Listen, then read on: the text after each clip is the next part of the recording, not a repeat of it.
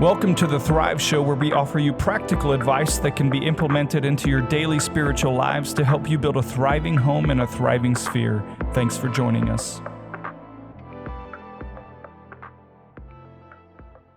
Oh, welcome to another episode of the Thrive Show. My name is Mike. I'm so glad you guys chose to join us. Really excited about today's topic. What we're going to be talking about today is how we can thrive in our spheres of influence, and just outside of our everyday Sunday morning, or not every day, but our Sunday morning experience, how we can represent Jesus outside of church and in our spheres of influence. So really excited to talk about that topic today. And on the show today, I actually have with me Jeff Paterson, who is works with Forgotten Children Worldwide. What is your actual title at Forgotten? Development Director. He's the Development Director at Forgotten Children Worldwide. So really excited to have him on the show, especially get his perspective on things. So Jeff, would you tell us a little bit about yourself and what you do? Yeah, first, thanks for having me. I'm excited to talk to you guys, excited to talk to all of you about how to represent Jesus a little bit outside of this, in the world, right? So, like I said, my name is Jeff Paterson. I'm the Development Director at Forgotten Children. Essentially, that's a fancy word for nonprofit sales guy, or just make sure we have funds coming in, overseeing our events and stuff like that. Nice. I am a father of three and growing. My wife and I are working on actually adopting one or two more kids here in the very, very near future.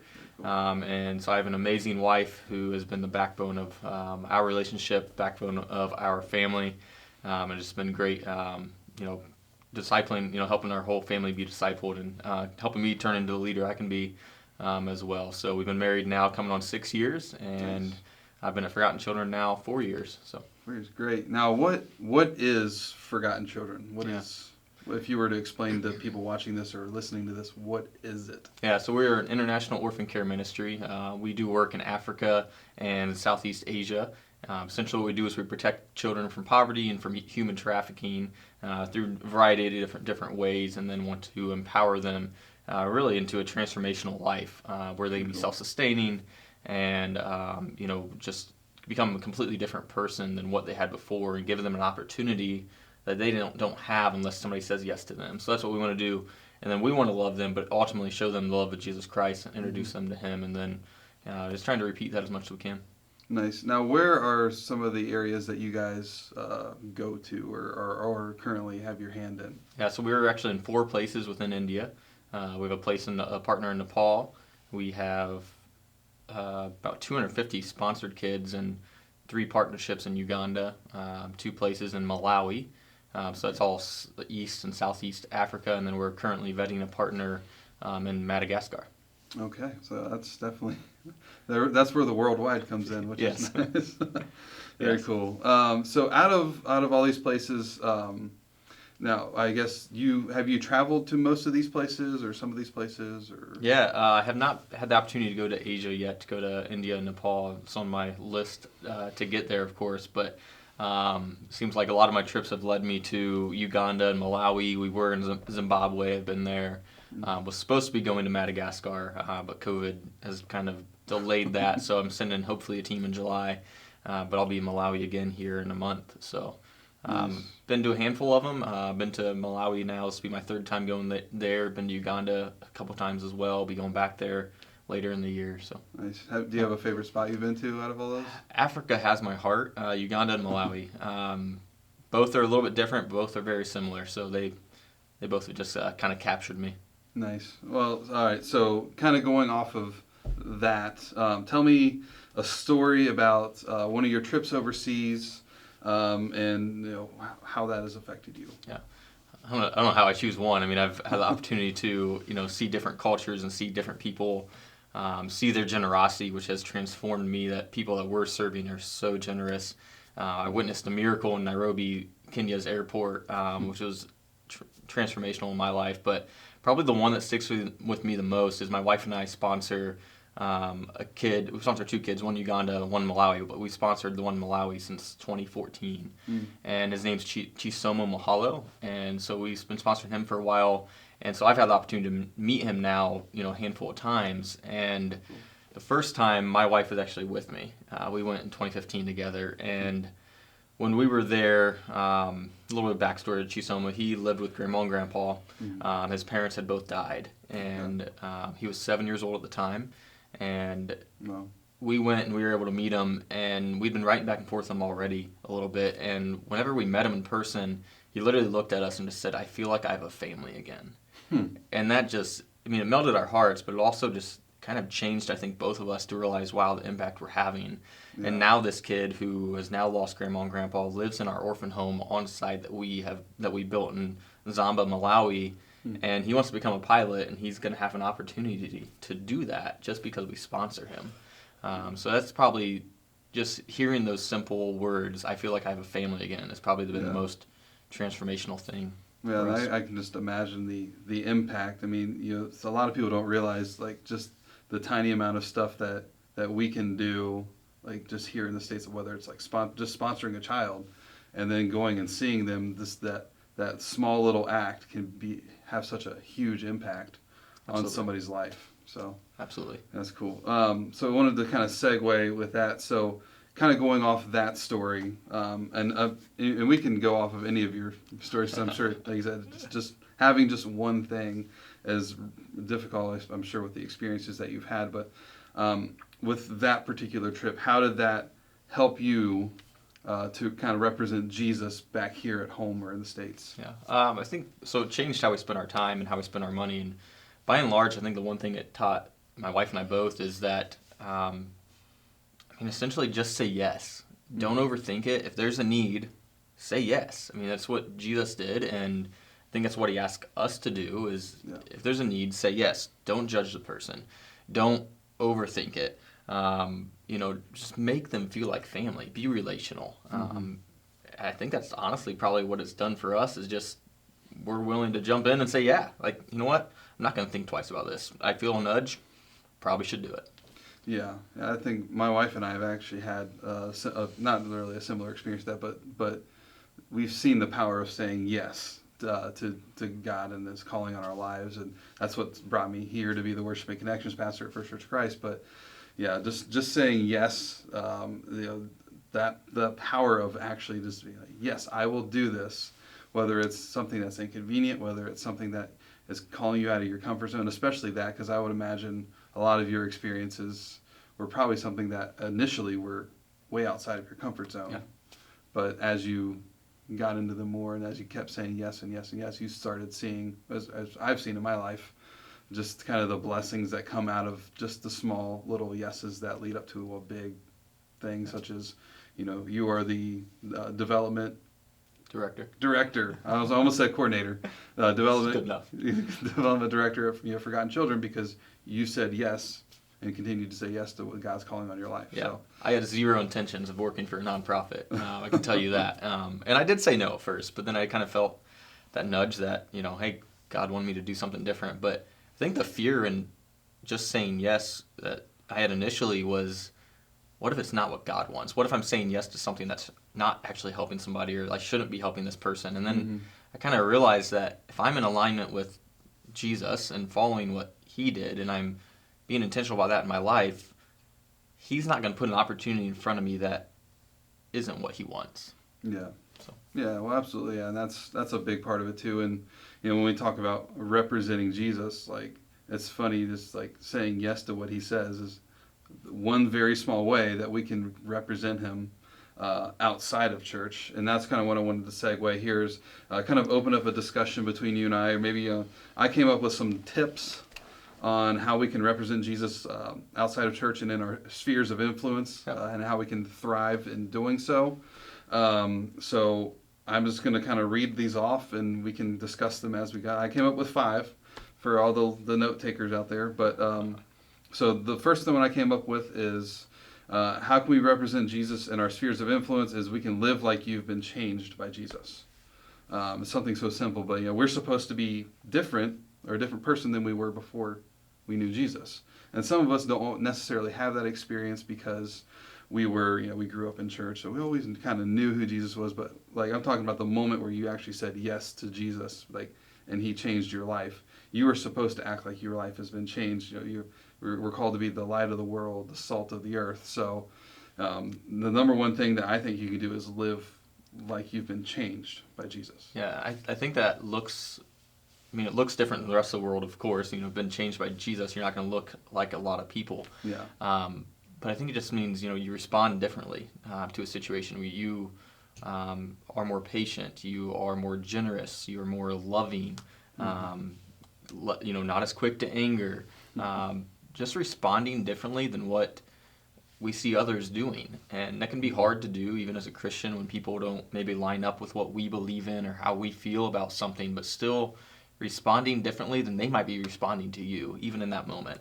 You know, living like you've been changed by Jesus, I think means that, you know, yeah, I'm going to be filled with the fruit of the Spirit. Yeah, absolutely. And that's something that today in our world, everybody's trying to make everything so black and white. You're either this way or you're this way. Jesus was kind of like, I don't care if you're that way or that way. You need to be my way. And that was, you know, that's definitely has been impactful in my life, especially as, you know, living like I've been changed by Jesus. If I act a certain way, like I would have acted prior to knowing Jesus or knowing how he wants me to live. And it's like, not to say that you're going to be perfect at this, because we're human. Yeah. Yes. So I mean, I get mad at the traffic in Bluffton sometimes, right? So there's no traffic in Bluffton. So yes. So number one, live like you've been changed by Jesus. Number two, I have is which you kind of touched on this before, be generous when you're out and about and show grace to others. And I think if we could do something like this, you know, that would impact our spheres. That would allow us to represent Jesus, even if that person doesn't even know our name or who we are. If we can be generous to them, if, you know, going out to a restaurant and giving the waitress a generous tip or something, even if she didn't deserve it, maybe that is the one thing that makes her kind of go like, oh, well, there was something different about that person. I didn't really see it before, but I wonder what it was. You know, and so that kind of like being generous when you're out and about, opening the door for others, showing grace to others. Like if somebody happens to accidentally cut you off, whether it was an accident or not. Yeah. You know. I'm a big believer in second chances, but not even second chances, many chances. I mean, when I was reading kind of through this, when you sent it to me, I thought of, you know, just, you know, showing grace to others and being generous when you're out and about. Just kept thinking of relationships. Like I think we should want to build relationships and have that one-to-one contact, have that one-to-one interaction with somebody where we really get to know them. And it made me think of, recently I was reading the parable of the barren fig tree in Luke chapter 13. It's verses like 6 to 8. Yeah. And when I looked back on that, and I think recently when I read it, I had a different take that I really didn't think about before. I mean, this guy's coming and saying, hey, like this thing's been, you know, it's been 3 years, this thing's not producing any fruit, like cut it down, get rid of it. And the keeper of the tree says, you know, hey, give me another chance to see what I can get to come out of this. Like, just give me one more year. If it's not up to your standards, by all means, let's get rid of it.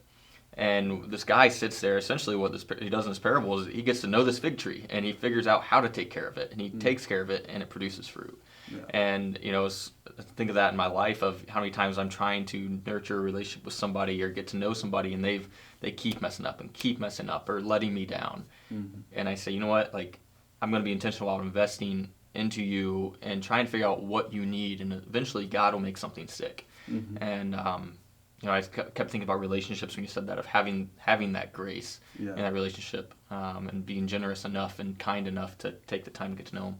Yeah, exactly. And that's with all relationships. There's going to be times where, I mean, every relationships are just messy in general.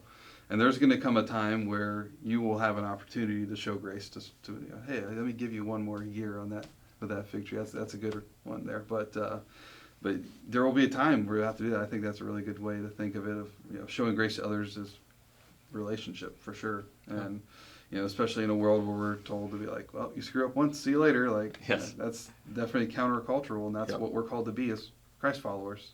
So be generous when you're out and about. Show grace to others. That's number 2 for me. Number 3, the one I come up was, don't be so quick to judge people. That's a tough one, because, you know, in our culture and just in general, it can be really easy just to be quick to judge people because, you know, they don't talk like I do, they don't look like I do, they don't, you know, XYZ like I do. And it can be so quick to judge people, but if we can actually, show the grace to those people in that moment and not judge them too quickly, it can go a long way for them to be like, there's something different about that person. Why didn't I said this or that, or I did this or that, and he didn't instantly like judge me. He just was a better example of what I should have been like. Yeah, absolutely. I look back on, I don't know, some people maybe have a different past, maybe I'd say a darker past or a more troubled past than others, but I know for me, I was probably one of those people where my past wasn't that great, before Christ. And I didn't need, people that judged me turn me away. It turned me off to Christ. It turned me off to them. Mm-hmm. And all I needed somebody to do was show me some love, show me some grace, but just be patient with me, to put themselves in my shoes, I guess, per se. When you put somebody else in their shoes, you understand that they just need somebody to care. And that's all I needed. I needed somebody to care, and somebody cared, and it transformed my life. Yeah. Just because they did not judge me. They took the time to get to know me and care about me. Yeah, a lot of people who are quick to judge don't realize the impact of literally just coming and having a conversation, showing somebody the love of Jesus, and how that can change somebody's life. Like just a simple conversation. Yeah.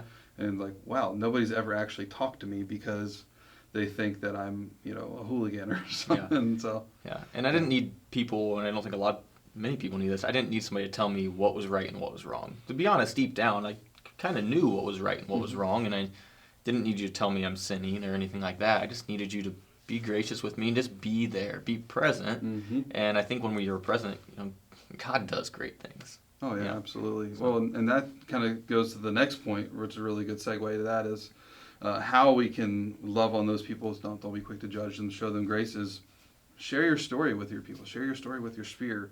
I know, like you have a story, and I have a story, and my story goes something like, I grew up in church. I knew who Jesus was, and I served in church at a young age.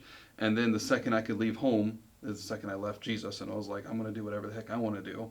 And that worked until I fell flat on my face and then realized that's not going to work. Yeah. And then that's when Jesus started leading me back to him. But, share your story with people, because you don't realize the impact that being vulnerable and coming alongside somebody, and they're like, oh, wait, but you were for a Christian nonprofit, but your story's this. Or, for me, it's like, oh, you're a pastor, and this is your story.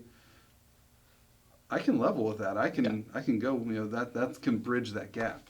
Yeah, absolutely. And like you, I grew up in a church as well, First Church of Christ being one of the churches I grew up in, and I turned from it all. And again, somebody cared for me, brought me back into that fold, and I got back to knowing Christ. But I've had to learn, and I know many people can probably relate to this, is there's a lot of shame in a dark past. And I think a lot of people carry that shame. I had to realize that shame doesn't come from Christ. Mm-hmm. That shame is only coming from Satan, and it's self-imposed. And people are more gracious and more willing to accept you than you think they are. Yeah. And that if I can let go of that shame and I can share my story, I think you can do great things. When people just realize you're right, like you're real, like you're in this position where you're in, you're a pastor, yet you were like that. Yeah. Awesome. Pretty cool. Wait, you don't have it all together? Like, no, yeah. Not even close. Yeah. Like, not even now. Like, I'm still trying, but yes. Yeah. Right. But we're getting better. Our journey is up. Maybe go down every once in a while, right? But we're up and down. But by and large, we're in line with Christ. And, exactly. And one thing I would say is, we are all about, we need to be about building relationships and bringing people to Christ. Mm-hmm. Don't make them a project, though. And that can be tough, because our goal is to bring people to Christ. Oh, yeah. Be genuine and get to know them genuinely and as a person, and be a real friend, and just don't make them a project. Yeah, absolutely. And that's kind of it's funny you say that, because that's a battle that I fight as a pastor, is because like I actually want to get to know people, and I want to, but you kind of, in the back of your mind, you're like, well, I could probably win them to Jesus. Yes. So I'm going to, and then you're like, no, don't do that. Don't do that. Just have coffee with them. Just talk to them. And so I found the more that I focus on the relationship aspect, as opposed to like no ulterior motives, like that. And that's what Jesus did. Absolutely. I mean, he did have an ulterior motive, but it was actually a really great motive. But he really was genuinely wanting to invest in the 12 disciples and in their lives so that they could impact the world. And because of that, now we're sitting here in a church because of that happening. So, but realizing Jesus had an ulterior motive, and these people still weren't projects. Like, it's okay to have that ulterior motive. That's what we're living for. That's what we're here for. Yeah. But the genuineness of it, that, hey, I really do want to be your friend. I really do want to be there for you, and I'm not going to come, bash you over the Bible to make you convert to Christ today. But I'm going to love you, and I'm going to let Jesus work through me and impact you.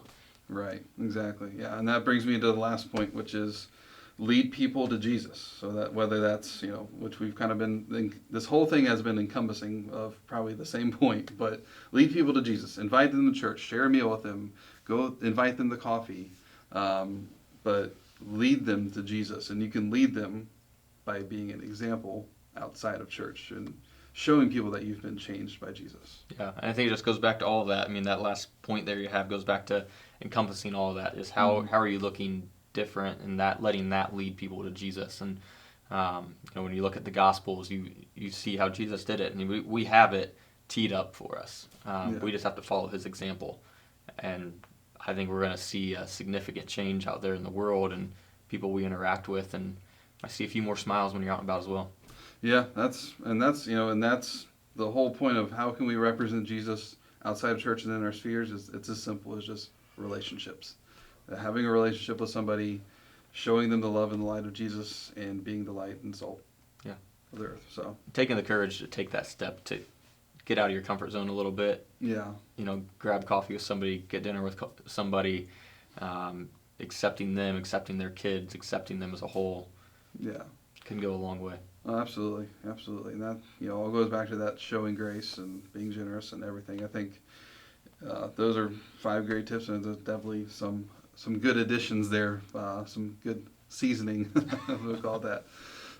So my last question for you today is, if someone out there right now, whether they're listening to this or watching this, and they would like more info about Forgotten Children Worldwide, and how they can get involved, maybe how they can sponsor a kid, where do they need to go? What do they need to do? Yeah. Well, first I'd say, Forgotten Children, we strive to make it a place for everybody.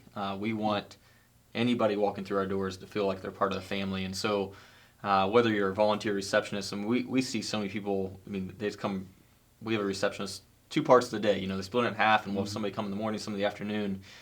And they're just part of our family, and we love having them out. So there's people out there, hey, maybe you have some time that you want to come and just be part of our family. We would love to have you, love to get to know you a little bit. So you can just reach out to us via our website. It's forgottenchildren.org. You can call us. It's 260-353-1580. Email me, Jeff@forgottenchildren.org. Call my cell phone if you want. Text me. I don't care how you get a hold of me. And we'd love to have you come and volunteer. We'd love to have, maybe if you're feeling that nudge or feeling that prompting to sponsor a kid, or feeling that prompting to just say yes, that God wants me to be more generous, let's talk about how he might be wanting to use you. And let's just have that conversation and reach out, and no pressure at all. I firmly believe that if God wants you to get involved, we'll have a conversation and we'll talk, and then we'll let God do the work and intercede there, and let's just grab coffee, right? What we're talking about, right? Yeah. And there's no ulterior motive there. You're not an agenda for me, and I will hope we can build genuine relationships as well. Nice. Now, touching on the volunteer opportunities, you talked about like a receptionist, but are there other volunteer opportunities, like, I guess, name 3? Absolutely. So there's receptionist. We always need some sort of handyman to do some projects around. I think everybody needs something like that. Yeah. Clothes packing is a big one. We send clothing to Asia and Africa. We sent some to Guatemala this last year. So we always need people to come and pack clothes and sort those to get them ready for shipment. We got garage sale help that we need that helps fund the shipping of the boxes as well. So there's a few of them. Nice. Very good. Well, Jeff, I appreciate you coming on the show today and sharing your experience and your story with us a little bit, and definitely looking forward to how this can affect people, and as they learn to thrive, not just with God or with themselves, or but actually outside of church and their spheres of influence. And Yeah, well, thanks for having me, Mike. I'm looking forward to see how First Church of Christ and the congregation, anybody else listening, can go out to the Bluffton community and beyond and transform. Absolutely, yeah. So just a reminder, that was ForgottenChildren.org. I got that right. Yep. If you want to check out their website, that'll give you some information on how you can get in touch with Jeff or anybody there on staff to volunteer, talk about volunteer opportunities, and ultimately, that's one really tangible step that you can represent Jesus outside of church, is you can go and you can volunteer at a place like Forgotten Children. So all I can say is go out there, be the light of the world, the salt of the earth, live like you've been changed by Jesus as you go out and you thrive in your sphere. Thanks again, Jeff, for joining us on the show. Thank you for listening and tuning in, and we'll look forward to seeing you next time.